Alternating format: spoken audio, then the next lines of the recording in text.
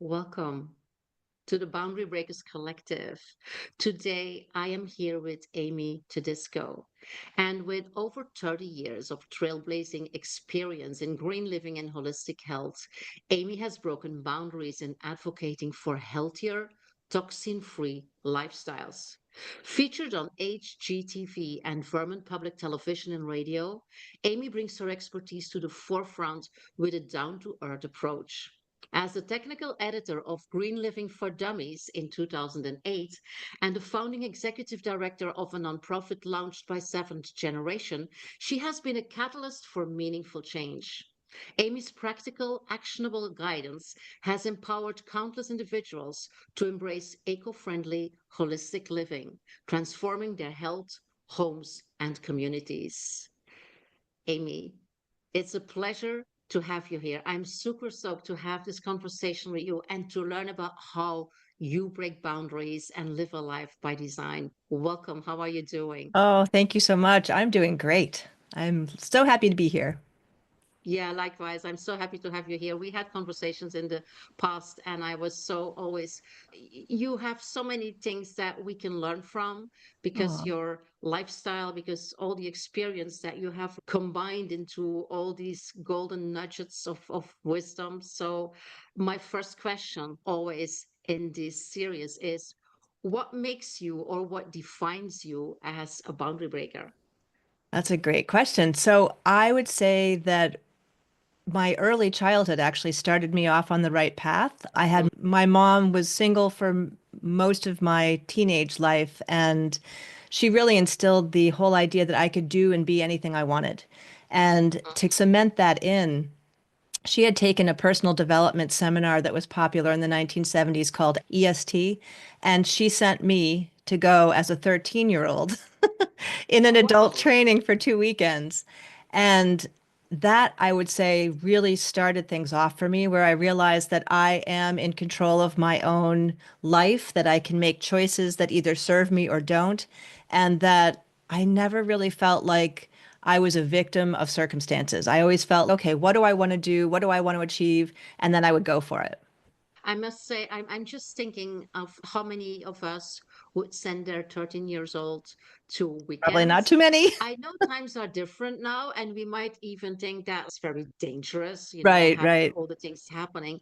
But then again, it's another proof of how education and how upbringing can be so Huge. it's so determining factor of how you continue your life and of the Yes, mindset you get and of the belief systems that you develop. absolutely. Yeah, and Mm. I think I was fortunate. I grew up in New York City, which is the complete opposite of where I live now. I live on this beautiful organic farm in Vermont by choice, Mm. but I got some excellent schooling too. So in addition to my mom and her attitudes about life and women, I went to an all-girls school until 12th grade. And so it was a private school that was very focused on supporting young girls becoming women and essentially showing us that there are no roadblocks that we can't overcome. And that I think really strengthened the message that I got from my mom. Yeah, yeah, I can only imagine. And there again, this is something exceptional, isn't it? Yeah, I was lucky. Yeah, although I know a lot of women with children being very open in their education Yes, mindset, offering them as many opportunities as possible, absolutely. still there are so many things that we can optimize. And I guess there's also a lot of things that we have from our own upbringing and also from the fears that a lot of us develop from whatever is happening around us that Sure. And might limit just to, ourselves and then also limit our children, especially our yes. daughters, So in just to how balance free they out can my, be and behave. yes, sorry, I didn't mean to Mm, interrupt you. it's okay. To balance out my rosy perspective, I also was dealing with a lot of scary stuff growing up in New York City in those Mm, years. It was pretty dangerous. My mother, her apartment was on the Upper East Side, but we didn't have a ton of money. We got a scholarship to school and that sort of thing. So I went to school with really wealthy people and lived in this great neighborhood. And still, there were tons of scary incidences. Like I didn't even like to travel the subway. I would much prefer okay. the bus or walking. So it was a lot of balancing the fears of growing up in a place that was fairly dangerous, and particularly Yeah. for young women, which I think it still is, and this feeling that I could do anything that I put my mind to. Mm. Yeah, I can only imagine. So basically, there you are. You had this education, you had these 2 weekends that kind of impacted your mindset and your view on Yes. the world. But then, how did you end up on a farm on Vermont? That's a great question. When I was a kid, I got to come up here to go skiing with my dad and his wife. They always rented a house in the winter with a bunch of friends to go skiing. And so I was just so amazed by how beautiful it was. And once I was a mom and I was married to somebody else, I was living in Massachusetts. I feel like that was my interim years. And I really wanted to move to either Vermont or California. And then I ruled California out because I felt like there were too many natural disasters and it was very polluted, expensive, crowded, etc. So I was able to convince my former husband to move up here, and it was like I was on vacation every day, even because I was working from home. I've basically been an entrepreneur pretty much out of college, taking different part-time jobs when I needed to. But I had this vision, even as a young kid, of loving nature, loving animals, wanting to be connected more deeply with nature because I feel like I'm one of those kind of people that my environment really impacts me. So if I'm in a crazy, dirty, loud kind of place, that's going to make me feel constricted. And so I really got to experience how different it was to live in a place that was beautiful and safe, and I can see a moose on my front lawn or a bear on my porch, which is not ideal. But these kind of experiences allow me to feel like I'm more connected to the natural world. And that really helps inspire my work because a lot of what I'm doing is certainly teaching people how to live a less toxic, more eco-friendly, and holistic life, ideally to stay away from doctors and pharmaceuticals as much as possible.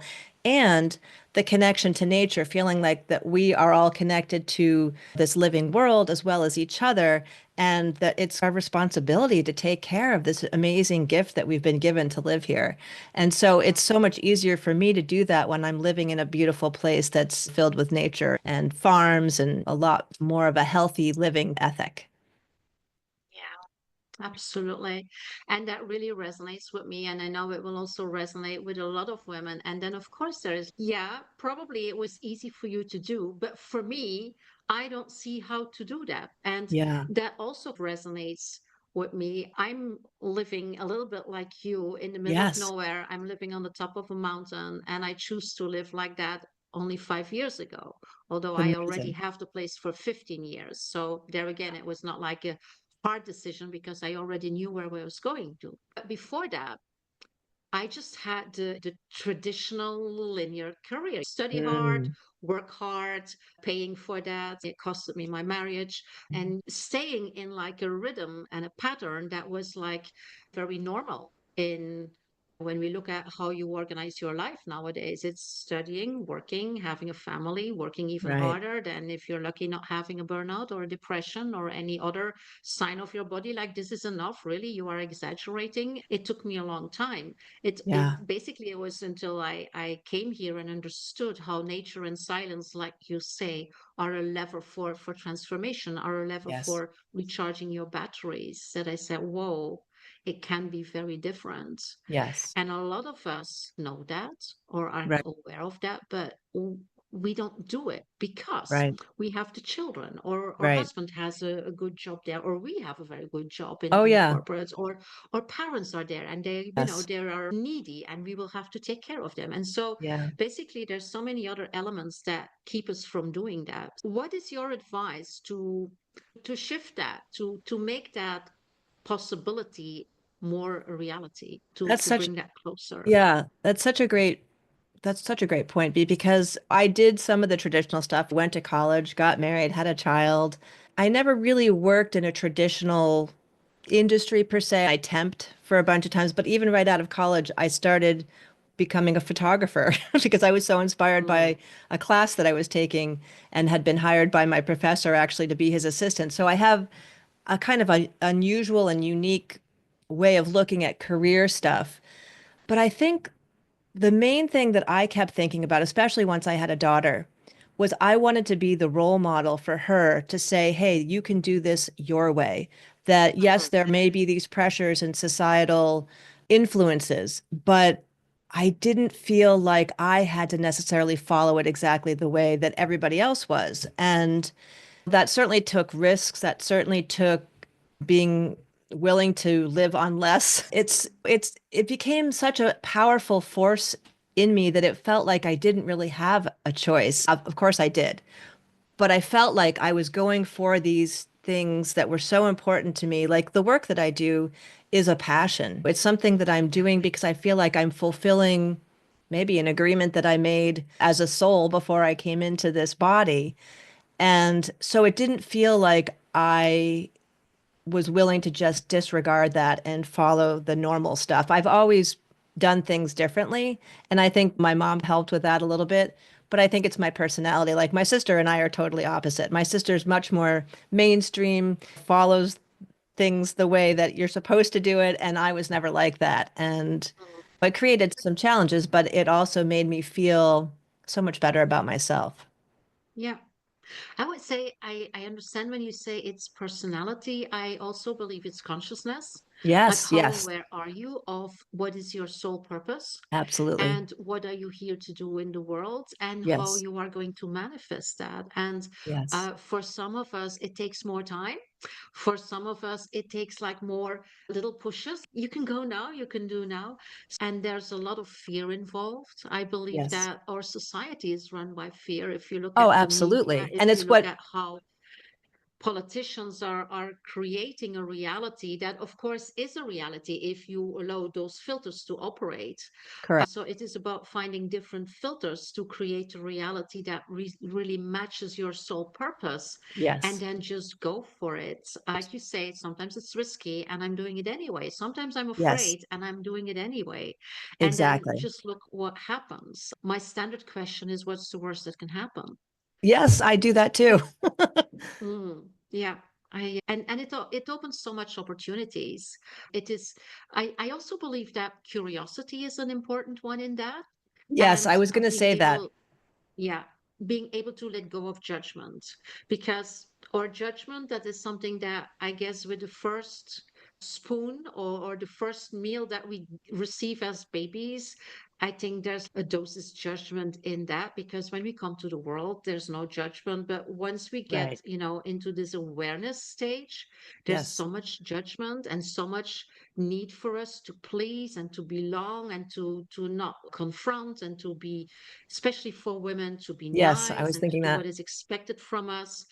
And so we like completely undo our personality, but Yeah. with that we also undo our potential, we Yes. undo our gifts for the world, right? And so it's wonderful to be able to see that with you and to do that, and also to do that with clients, you and me, to Yes. rebuild that personality, to have access again to those gifts, and to reconnect with inner strength in order to say, this is me and this is my voice and I speak my truth and Yeah, I'm doing what I'm here to do. And that's such a absolutely. powerful process, actually. It's, yeah. I had a very powerful experience in my teenage years. I took an actor's class. It was like a weekend workshop, I think. And we had to prepare a character to perform on stage. And I thought, oh, I'll be a ballerina. I was really into gymnastics at that time, and I thought ballerina would be cool. So I had this whole idea of what I was going to say and do. And the girl before me got up and did a ballerina. And I thought, oh no, I can't do the same thing as her. I've got to come up with something else.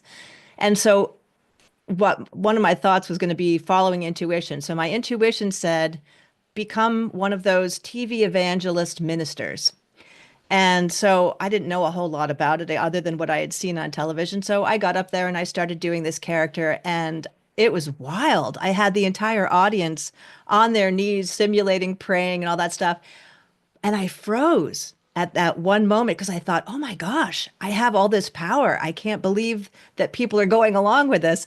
And I remember the teachers in the back of the room saying, get back in character, get back in character. And I thought, okay. And so then I took it back up again. And that moment has always stayed with me because I thought, wow, I had way more power and presence than I even was aware of. And it was such a cool experience to draw on, to remember that.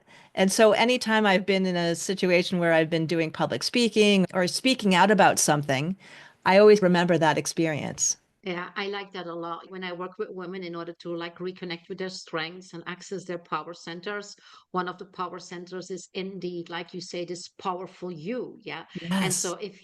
if things are tough or things are difficult, or you don't find the courage to reconnect with that powerful you that was standing there and had this experience of Yes. impact and of confidence, reconnect with that and then use that energy to confront whatever has you have in life in the Yes. moment. It's a very strong one. I'm really Yes. happy that you bring that as an example, because we can all do that. Everybody has moments, even if it's like years ago, where they Yes. felt powerful. Exactly.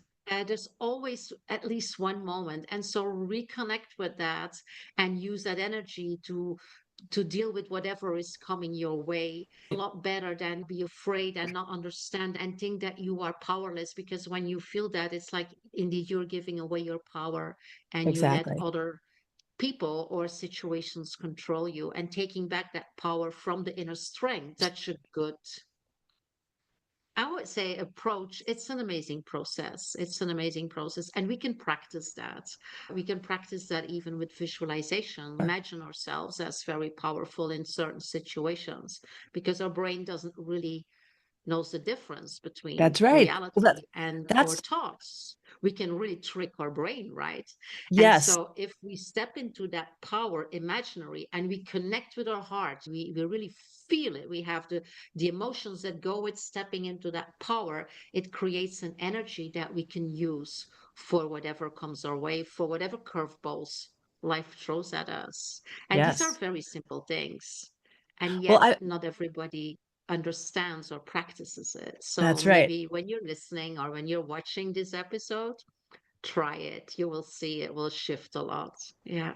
I really want to highlight what you said about the brain doesn't know the difference between imagination and reality, because that's one of the things that I have capitalized on as far as like creating vision boards and, you know, imagining what I'm trying to create, imagining it ahead of time, and then being Uh-huh. grateful for it as though it's already happened. There's all kinds of Yeah. neat little spiritual tricks that we can do to help our brains overcome that humanness that gets us stuck. Yeah. Yeah, Yeah. absolutely. It's about creating these new neural pathways, basically, Yes. because especially if you feel like, I can't do that, I'm not good enough, nobody will Right. be interested. If you repeat that enough, you create like a highway That's in absolutely your right. brain in terms of neural connections.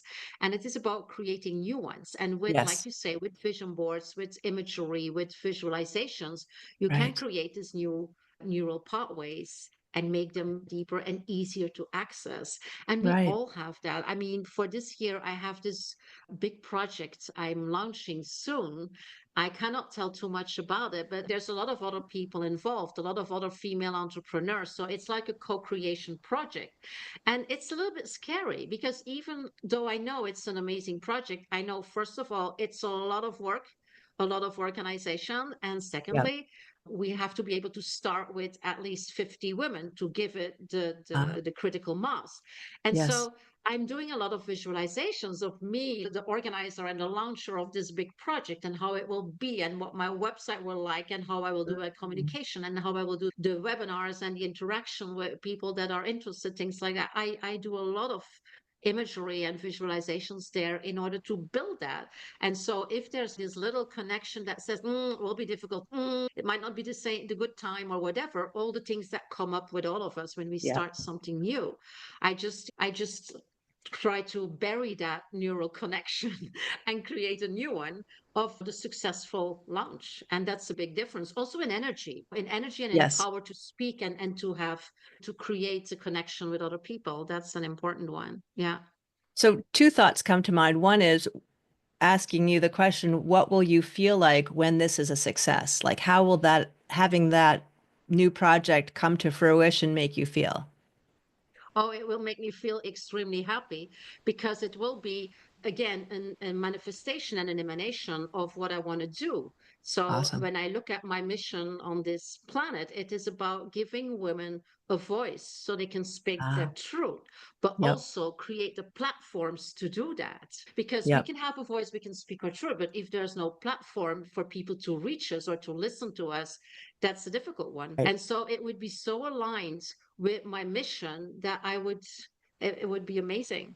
It would That's be awesome. amazing. I would be extremely thrilled. And not only me, because it would mean a lot for all the other people involved. It's not something I do for me, it's something I do for female entrepreneurs. Which That's is part of your passion that you've come here to achieve.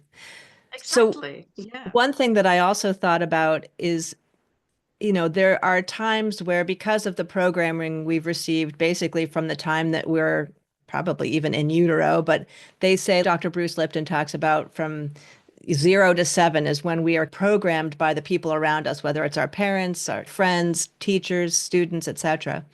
And so part of the challenge I have experienced is letting go of beliefs that don't serve me. So, perfect example, I just went on my honeymoon and I don't love flying. I absolutely actually Mm-mm. hate flying. And Okay. so I was feeling all this anxiety about even just imagining myself getting on the plane. I could feel it in my body and I was like, "Oh man, I've really got to do something to change this, to let those beliefs go." So I was listening to a hypnosis that was helping me with fear of flying. That was somewhat helpful. And then I was doing the EFT tapping, which was good. And I got some homeopathic remedies that were good for calming and de-stressing. And one of the best things I did was I went to my acupuncturist and I got him to do a session for me, and I could just feel my nervous system got recalibrated. And so it was a whole bunch of different things. So I put in these little acupuncture seeds in my ear in certain spots. I wore a herbal patch that was good. But you know what? The craziest thing is, I think the main thing that got me through that first flight, it sounds bizarre, but my former mother-in-law, who was Italian, used to sing Que Sera all the time, whatever will be. And for some reason, just sitting in that plane, feeling the vibrations and not wanting to look out the window particularly, I just started reciting that in my head. Yeah. And that seemed to do the trick. It was like, I don't have control over this. I have to Yeah. trust that the pilot's going to do a good job. And that I even asked all my nature spirits and former loved ones that were in spirit to help protect the plane. And then I just had to let go. I was like, okay, if I'm supposed to die in this airplane, then I'm going to die, whether I am stressed out about it or not. And I didn't think that I would. It was just like that letting go piece. Beautiful. Yeah. Letting go is a very strong one, isn't it? It is about trusting the universe, right? Exactly. I That think and that that's you can part of the whole work with the building businesses like we are, because I can hear it from what you've shared and things that we talked about before we even had this podcast. But just the idea of trusting your intuition and following the curiosity, you mentioned curiosity, and I think that's huge, and taking it step by step. We don't have to achieve everything in a day. And I'm so classic for thinking that I can get a lot more done in a day than I can. I'll have these great to-do lists, and then I'm like, wow, it took me so much longer to get this done than I thought it would. Okay, fine. yeah. So I think that's part of the whole imagination process and taking the next step. And it's the same thing I do in my green living work. I tell people you don't have to change everything overnight, which is my personality, but more people are comfortable taking smaller steps that then build up into a bigger sort of Yeah. momentum. And that's a much better way to build new skills and change. Yeah, absolutely. That integration is at your own pace. And the Yes. thing is that we have been raised, and especially in corporate life, in entrepreneurial, everything is linear. It Oh has to go gosh, like that. yes. And Yeah. there's like this time space linearity that in reality doesn't exist. Right. Sometimes you make really small steps, and then sometimes you make this big leaps in Exactly. your dreams or your aspirations. And it is about trusting that what will come and not Yes. losing the inspiration and the intention. But the And then funny the thing, whole divine yeah, timing I mean, plays a big role, I found too. exactly, Yeah. absolutely. So I think it's very important to understand that we don't have to do these things linearly. Exactly. Sometimes it takes some time before things really manifest, Right. before we really see some results. It's about trusting your instinct, trusting that wisdom, and knowing that As I already said, the universe will organize itself around what you need And to introduce you to the manifest. right people and give you opportunities that help Yeah, move you forward in your path. So I exactly. think that And that's then just reinforcing the whole idea that we're not doing this alone, like you're saying, that we have this mm, support, whether we're aware of it or not, of these other kind of energies that are helping us move forward in our lives. yeah, absolutely. Now, when we are talking like this, maybe people watching this or listening might think that everything went very easily and we never had any struggles or pushbacks, but I can tell you that is not the case. What was No. it for you, Amy? Where did you struggle and how did you overcome certain roadblocks in that process? Great question. So, when I first started doing my green living work, I actually just started writing letters to the editor of a local newspaper and got a conversation going. And I had no idea where Mhm. it was going to lead. And at that time, I was a massage therapist. And I guess I just followed the curiosity and the next step and the next step. However, I also faced opposition. And what I Mhm. realized was is that there's this whole mindset. It's the better living through chemicals mindset that was became very popular, I think, probably in the 1950s, that I would hear people saying, "Oh, that's ridiculous what you're saying," or "You can't heal yourself with holistic stuff. You got to go to the doctor, trust the experts, take pharmaceuticals." I don't take any pharmaceuticals, knock on wood. I hopefully won't have to. So there were definitely pushbacks, and I didn't know where this was going to go. And so I kept taking the next step. I was like, oh, okay, I'm going to create an event. So I did a whole big community event for Earth Day. And I had green workshops and green vendors and live music and organic food. And it was really cool. And it kicked off some other nonprofit groups that were focused on different aspects of green living, like pesticides or this coal-fired power plant that was in the town next door to me in Massachusetts. And then it just kept growing. And eventually I decided I think I should become a consultant and do this type of work and help people make the changes that I've made in my home. And so I started writing a newsletter, and somehow I managed to get about 3,000 people that I was emailing to each, I think it was Wow. monthly at the time. And then Mhm. an amazing opportunity came to me. I had gotten some good media, even just in Vermont, and I got invited to be the technical editor of the Green Living for Dummies book, like you mentioned in the introduction. I was never going to have guessed that. And then Yeah. that led to getting invited to be the executive director of a new nonprofit that Seventh Generation started. And then from there, I got a call from one of Oprah's producers that she was going to actually come and interview me in my Vermont home about my green My living gosh. lifestyle, which was so cool, but it didn't happen. So there was a Okay. challenge. She went Well, with somebody that was a nonprofit at the time. I was like, you know what? I was actually relieved because I did not have anything set up to take advantage of that kind of notoriety. So it was yeah. just, and the challenges were there all along. Like the job at Seventh Generation had its pros, but it was also very frustrating. And so I only stayed there for a year. And then I started a nonprofit of my own, and I went for this big $60,000 grant, and I almost got it, but they picked somebody else at the last minute after I went down to New York City to do this whole audition. So it was just, I kept sticking with, okay, what am I passionate about? What am I trying to achieve here? What's the next logical step? And then that's Mhm. how I just kept going. And I've gone through this little bit of a circuitous path. I got some coaching certifications, decided that I took a little bit of a break from the green living for a while and coached primarily women on health or life coaching, whether it was a business that they wanted to start or a relationship issue or whatever. And so I took that as a little bit of a hiatus from the green living, but then I felt like I wasn't really following exactly what I was supposed to do. And just Mhm. meeting my husband, Dave, 15 years ago, he's an organic farmer. I then ended up getting to live my dream of living on this organic farm in Vermont and then doing all these things to help the farm grow. And so it just, I just kept following whatever was next. And Yeah. so here I am today doing podcasts and have these online courses teaching people all of the stuff that I've learned along the way. Yeah. It's amazing. And the way that you tell it, I feel like how you just trusted and you just went for Yes. it. And even if it was difficult or if there was a struggle or a setback, you just continued Yes. this. And that's so beautiful. because Thank you. it means that you are not pushed back by when it doesn't work out for you, or when it's not like your Exactly. expectation, or where it's not like it's supposed to be. It's about, and that's a very strong mindset. It's also a growth mindset to understand that you can be resilient, and Yes. also that you can, and this is one of my favorite topics, you can also be strategically agile, which is like the Mm, next level of resilience, where I you like say, that. okay, I have my purpose. I know who I want to be. I know what I want to contribute in this world. And Yes. whatever happens, I am prepared for that. I'm also prepared for the setbacks, and I know Yes. how to work around that. And I know how to, Exactly. like you say, build my community of support. And if a great opportunity is almost happening and then it doesn't, like the Grand or Oprah, Yeah. that's okay. There's Yeah. no resentment, there's Right, no exactly. I feel regret, like something there's no better will come. And frustration. that's one of the things whenever I yes, actually used to teach vision board classes for people because I had utilized them so much in my life. And one of the most important things that I think people should put on their vision board based on my experiences is this or something better.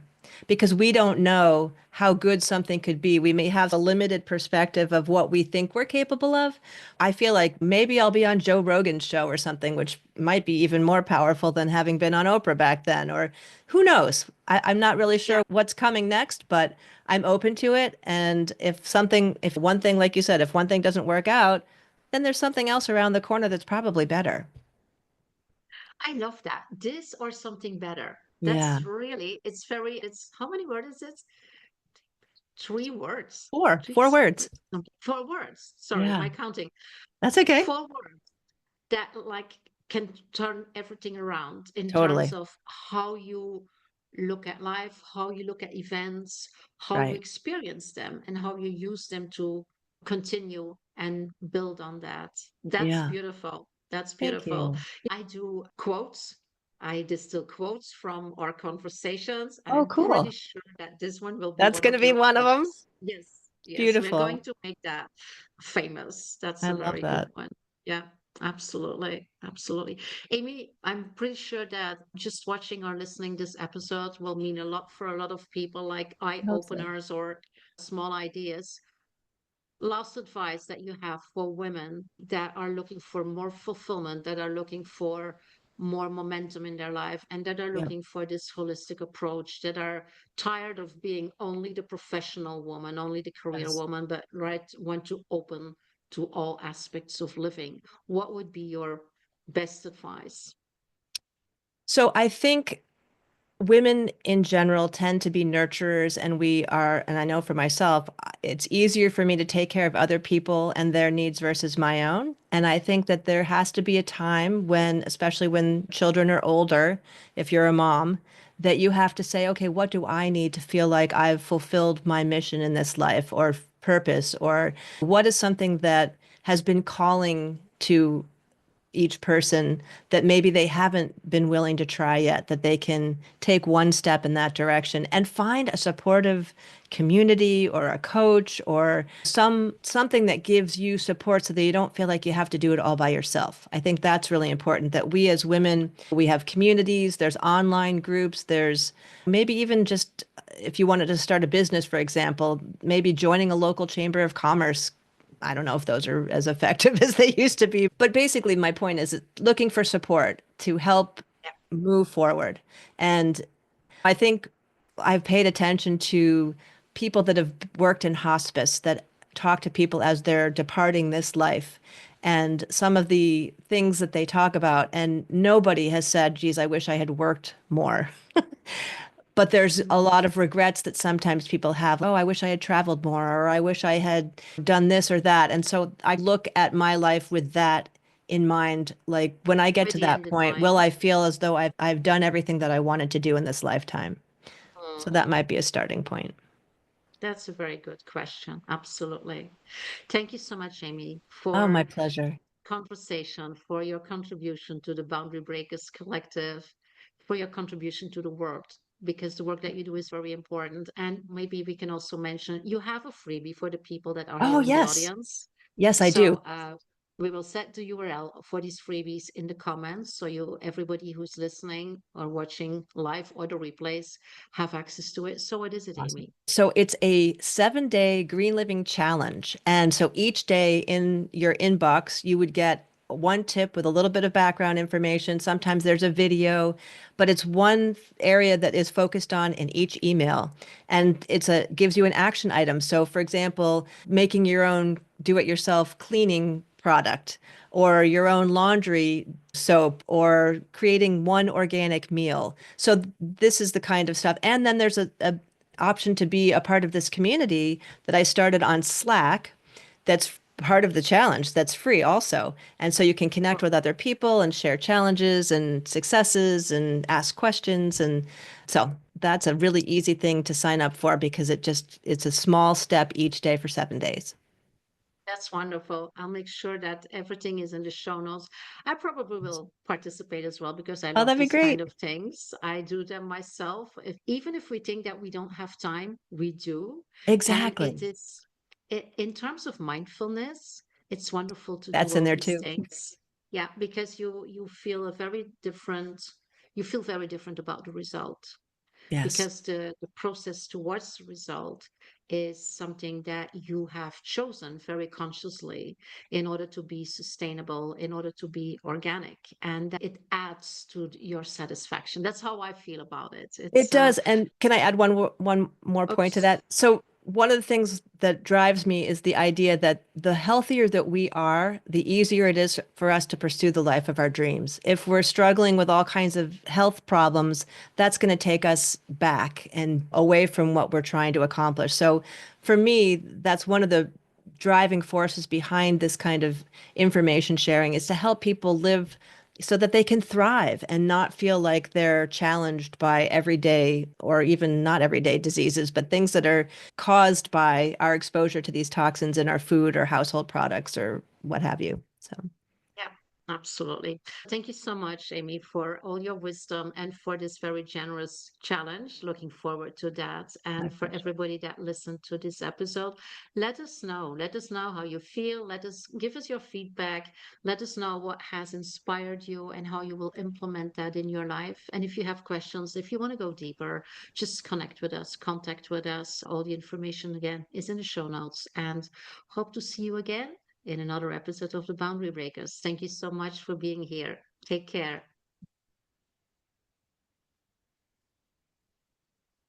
All right, I'm going to stop the recording, Amy. All right. How was it for you?